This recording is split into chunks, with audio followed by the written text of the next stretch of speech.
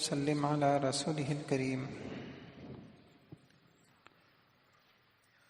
چند باتیں اب تک کی نشستوں میں آپ کے سامنے آئیں۔ اب جو آگے کی چند نشستیں ہیں وہ انتہائی اہم ہیں اور 8-9 باتیں ہیں جن کی حیثیت دین میں بنیاد کی ہے۔ اللہ نہ کرے کہ اگر یہ بنیادیں ہماری غلط ہوئیں تو اس کے اوپر تعمیر ہونے والی عمارت اس کا کوئی اعتبار نہیں۔ وہ بنیادیں کیا ہیں ایک ایک کر کے عرض کرتا ہوں، اللہ تعالیٰ مجھے بھی عمل کی توفیق عطا فرما دے۔ سب سے پہلی بنیاد یہ ہے کہ ہماری زندگی کی ترجیحات درست ہونی چاہیے۔ اگر ہماری زندگی کی ترجیحات درست نہیں ہیں تو جتنی بھی محنت ہم کر لیں ہماری محنت ٹھکانے نہیں لگے۔ ایک آدمی اس نے منزل پہ پہنچنے کے لیے راستہ غلط اختیار کر لیا، اب جتنی تیزی سے سفر ہوتا رہے گا اتنا ہی منزل سے دور ہوتا رہے گا۔ تو اہم ترین بنیاد یہ ہے کہ ہمارے سے وابستہ لوگوں کی، ہمارے بچوں کی کاش کہ ہم ترجیحات درست کرائیں۔ ترجیح کس کو کہتے ہیں؟ زندگی گزارنے میں ہر شخص کی کچھ ترجیحات ہوتی ہیں کہ بھائی اگر 2 چیزوں میں ٹکراؤ ہو تو میں اس کو چھوڑوں گا، اس کو لوں گا، اس کو مقدم کروں گا، اس کو مؤخر کروں گا، اس کے اوپر کوئی کمپرومائز نہیں کروں گا، اس کے اوپر کوئی سمجھوتا نہیں کروں گا۔ تو دین ہمیں کیا بتاتا ہے کہ آپ کی اولین ترجیح کیا ہونی چاہیے؟ تو دیکھیے 3 چیزیں ہیں، ایک ہے ضرورت، ایک ہے خواہش اور ایک ہے مقصد۔ ایک ہے ضرورت، ایک ہے خواہش، ایک ہے مقصد۔ ہماری زندگی ان 3 چیزوں کے گرد گھوم رہی ہے۔ کچھ ہماری ضروریات ہیں، کھانا ہماری ضرورت ہے، پینا ہماری ضرورت ہے، سونا ہماری ضرورت ہے، مکان ہماری ضرورت ہے، شادی ہماری ضرورت ہے، سواری ہماری ضرورت ہے، اس کے لیے کسی قدر کمانا ہماری ضرورت ہے۔ یہ ہماری ضروریات ہیں۔ اور کچھ ہیں خواہشات، کھانا ضرورت ہے اور اچھا کھانا خواہش ہے، رہائش ضرورت ہے اور پسند کی رہائش، بڑی رہائش وہ ہماری خواہش ہے، سواری ہماری ضرورت ہے اور ایسی سواری اور ویسی سواری یہ ہماری خواہش ہے۔ اور ایک ہے مقصد۔ مقصد کیا ہے؟ مقصد اللہ کی رضا ہے، مقصد اللہ کی رضا ہے۔ وَرِضْوَانٌ مِّنَ اللَّهِ أَكْبَرُ ذَلِكَ هُوَ الْفَوْزُ الْعَظِيمُ۔ جو اس مقصد میں کامیاب ہوا، اب زندگی میں صبح سے لے کے شام تک ہماری ضروریات اور خواہشات کا ہمارے مقصد سے ٹکراؤ ہوتا ہے۔ اب اگر ہمارا مقصد، اچھا ویسے مقصد کہتے کس کو ہیں؟ انسان جس چیز کو مقصد بناتا ہے، اس کو سوچتا ہے، اس کی فکر کرتا ہے، اس کو بولتا ہے، اس کے اوپر کوئی سمجھوتا نہیں کرتا۔ اب صبح سے لے کے شام تک ہماری خواہشات کا ہمارے مقاصد کے ساتھ ٹکراؤ ہوتا ہے۔ ایک طرف نیند ہے، ایک طرف نماز ہے، ایک طرف پیسوں کی کثرت ہے، دوسری طرف حرام سے پیسوں کی کثرت ہے، دوسری طرف حلال ہے اور اللہ کی رضا ہے۔ ایک طرف اچھی موت ہے، ایک طرف اچھی زندگی ہے، ایک طرف آخرت ہے، اس کے درجات ہیں، قرب ہے، جنت ہے، نبیوں کا پڑوس ہے، نبیوں کا ساتھ ہے، اور ایک طرف اپنی خواہشات ہیں۔ اس لیے میرے بھائیوں، پہلا علم یہی ہے، ہم اپنے بچوں کو دنیا جہاں کی ڈگریاں پکڑا دیں، لیکن اللہ کی قسم اگر ہم ان کو ضرورت، خواہش اور مقصد کا فرق نہ سمجھا سکے تو جہالت ہے۔ عنقریب مرتے ہی اس کا پتہ چل جائے گا کہ یہ ڈگریاں 0/0/0 تھی، کچھ نہیں تھا۔ اگر ہم اس کو یہ نہ سمجھ سکے، اب کیسے سمجھیں اس کو اور کیسے اپنی نسلوں کو سمجھائیں؟ تو کچھ 30 سوالات ہیں، میں وہ سوالات آپ کے سامنے رکھتا ہوں، تو انشاءاللہ اس سے پتہ چل جائے گا کہ ہم صحیح سمت میں ہیں یا ہم نے ٹھوکر کھائی، اور اللہ کرے جو بھی ہے ہم کو موت سے پہلے سمجھ میں آ جائے۔ اللہم ارنا الحق حقا وارزقنا، اے اللہ حق کا حق ہونا ہم پہ کھول دے، حقیقت ہمیں پتہ چل جائے، وہ ہمیں سمجھ میں آ جائے۔ سب سے پہلی بات یہ ہے، اگر آپ کسی سے پوچھیں، میں آپ سے پوچھتا ہوں، ہمیں اپنے یا اپنوں کے مستقبل کی، کیریئر کی فکر کرنی چاہیے نہیں کرنی چاہیے؟ بتائیے جی، کیا کہیں گے؟ سب کہیں گے کرنی چاہیے۔ بہت اچھی بات، صحیح بات ہے، لیکن اگلا سوال یہ ہے کہ یہ بتائیے، ہمارا مستقبل موت پہ ختم ہو جاتا ہے یا موت کے بعد جو لامحدود زمانہ ہے وہ بھی ہمارے مستقبل کا حصہ ہے؟ اب بتائیے، وہ ہمارے مستقبل کا حصہ ہے؟ اب کتنی بڑی ٹھوکر ہم نے کھائی ہے کہ جو چیز قطرہ ہے، جو محدود ہے، اس کو تو اپنے مستقبل میں شامل کر لیا، اور جو لامحدود زمانہ ہے اس کو ہم اپنا مستقبل ہی نہیں سمجھ رہے۔ وہ جو برسوں قبر میں پڑا رہنا پڑے گا وہ ہمارا مستقبل ہے یا نہیں؟ وہ جو میدان حشر کے اندر کھڑا ہونا ہوگا اور ایک لمبا زمانہ ہوگا، اور وہ جو جنت اور وہ ہمیشہ کی زندگی، وہ ہمارا مستقبل نہیں ہے؟ تو عجیب بات ہے، ایک آدمی اپنی چھوٹی بیماری کی فکر کرے، نزلے زکام کی فکر کرے، اور ڈاکٹر کہہ رہے ہو آپ کو کینسر ہے، وہ اس سے بے فکر ہو۔ ایک آدمی اپنے محدود زندگی، جو زندگی قطرہ ہے، اس کو سنوارنے کے لیے اپنی ساری توانائیاں لگا دے، دنیا جہاں کی کوششیں کرے، اور جو لامحدود زمانہ ہے اس کو، اس کی کوئی فکر ہی نہ ہو۔ تو بھائیوں، یہ پہلی چیز ٹھوکر ہم نے یہ کھائی ہے، اور ہر ایک اپنے آپ کو دیکھ لے، یومیہ زندگی میں مجھے کتنی مرتبہ اپنی موت کا خیال آتا ہے، اور کتنی مرتبہ مجھے اپنی قبر کا خیال آتا ہے۔ اللہ اکبر! سمجھدار لوگ کیسے تھے کہ ہر وقت موت کو، آخرت کو اپنے سامنے رکھ کر چلتے تھے، اور اپنی زندگی کے فیصلے اس سے کرتے تھے، کہیں میرے اس عمل سے میری موت بری نہ ہو جائے۔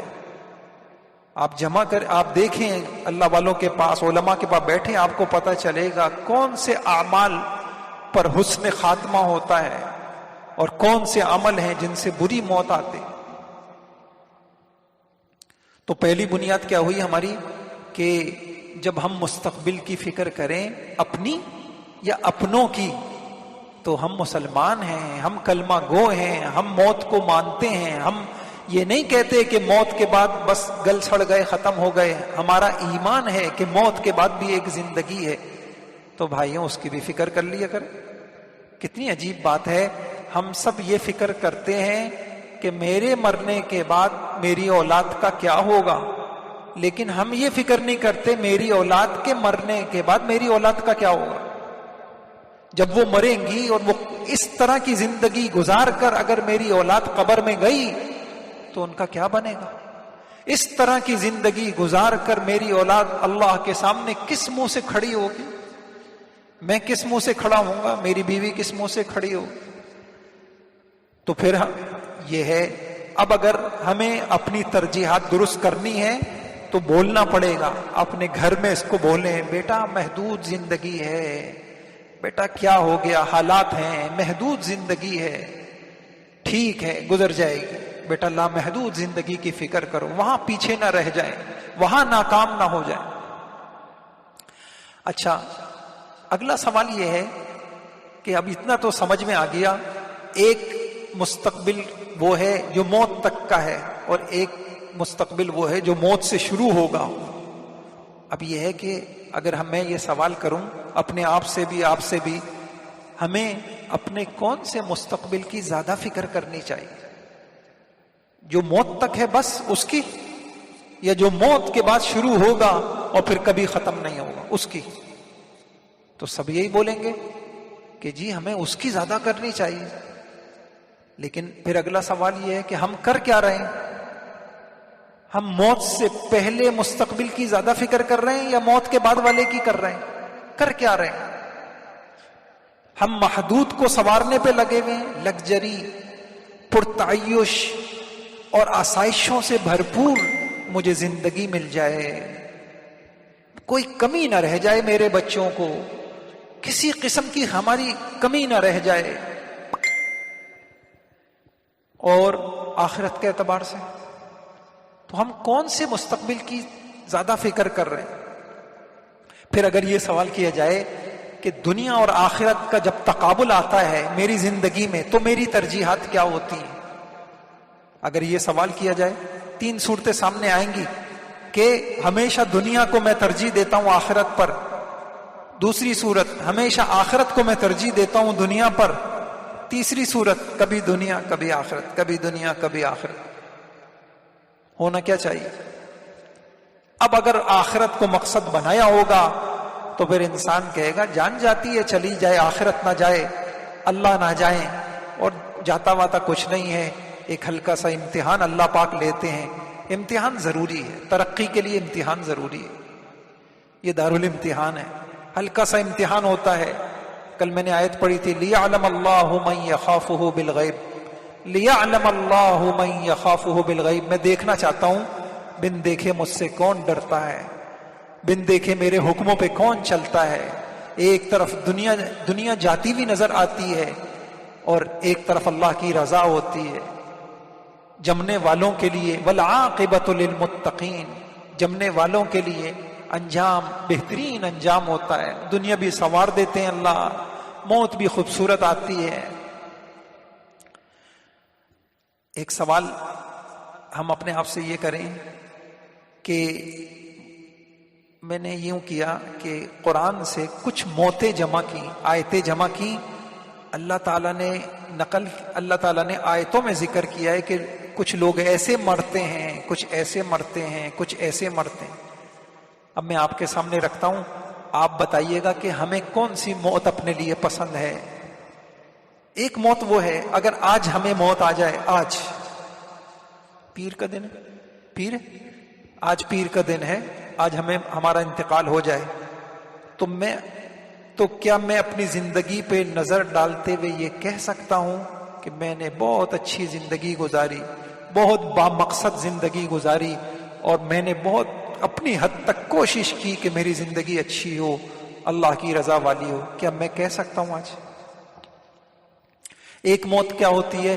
اللہ تعالیٰ نے سورہ انبیاء میں کہا ایک موت ہوتی ہے وَلَيْسَتِ التَّوْبَةُ لِلَّذِينَ يَعْمَلُونَ السَّيِّئَاتِ حَتَّى إِذَا حَضَرَ أَحَدَهُمُ الْمَوْتُ قَالَ إِنِّي تُبْتُ الْآنَ۔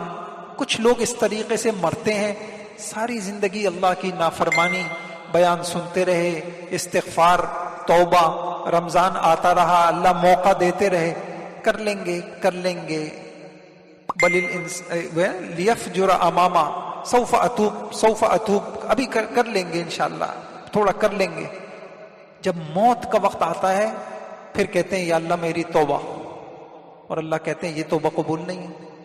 تو کوئی ہم سب میں بیٹھنے والوں میں سے کوئی یہ والی موت پسند کرتا ہے؟ کوئی بھی نہیں. اپنے لیے پسند کرتا ہے, اپنی اولاد کے لیے پسند کرتا ہے, کوئی نہیں کرتا.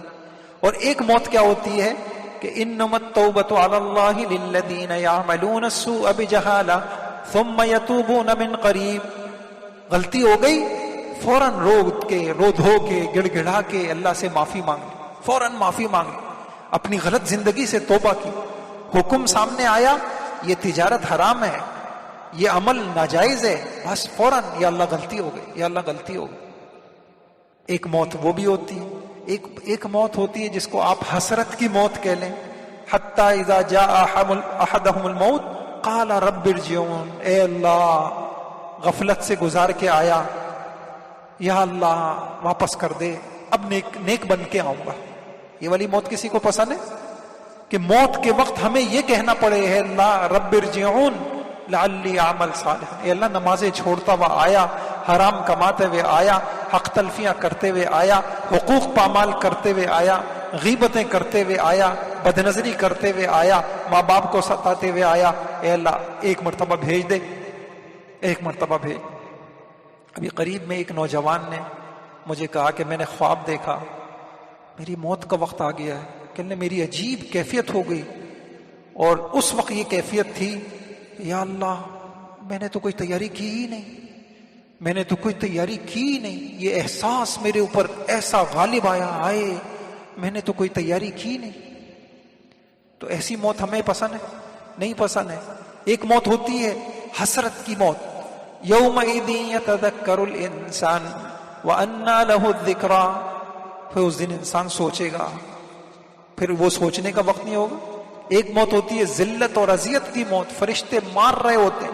وَلَوْ تَرَىٰ إِذْ يَتَوَفَّى الَّذِينَ كَفَرُوا الْمَلَائِكَةُ يَضْرِبُونَ وُجُوهَهُمْ وَأَدْبَارَهُمْ. فرشتے روح کو, ایک گندی روح مار مار کے نکال رہے ہوتے ہیں, اور ذلت ہوتی ہے, رسوائی ہوتی ہے. یہ موت کسی کو پسند ہے؟ کسی کو پسند نہیں ہے. ایک موت ہوتی ہے غفلت کی. وَجَاءَتْ سَكْرَةُ الْمَوْتِ بِالْحَقِّ ذَلِكَ مَا كُنْتَ مِنْهُ تَحِيدُ. موت کا وقت آ گیا, تم غفلت میں رہے, تم نشے میں تھے, نشے میں. جیسے نشے والا اس کو سوئی چبو کوئی فرق نہیں پڑتا, ایسے نشے میں تھے.